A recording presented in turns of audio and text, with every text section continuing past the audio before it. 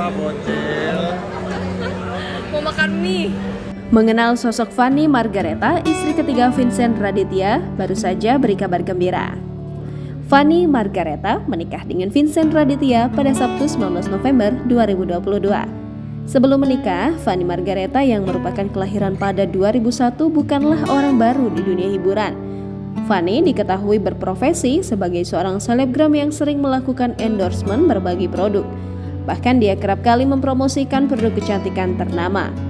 Dengan parasnya yang cantik, Fanny juga pernah melangkah memasuki dunia entertainment dan menjadi seorang model iklan di layar kaca. Dilansir dari tribunsumsel.com, ternyata Fanny sempat bekerja di salah satu televisi tanah air. Dalam unggahan di akun Instagramnya, Fanny memperlihatkan bahwa ia bekerja sebagai seorang visitor di MNC Group. Fanny yang pernah menempuh pendidikannya di SMA Kristen Penabur itu kini berusia 21 tahun dan telah menikah dengan Vincent Raditya. Vincent Raditya diketahui memiliki jarak umur yang cukup jauh dengan Fanny lantaran umurnya sudah menginjak 38 tahun. Meskipun perbedaan usia mereka cukup jauh, tak menjadi penghalang bagi Vincent yang kerap disapa Kapten Vincent itu. Bahkan pasangan yang telah menikah pada Sabtu 19 November 2022 itu telah memberikan kabar gembira.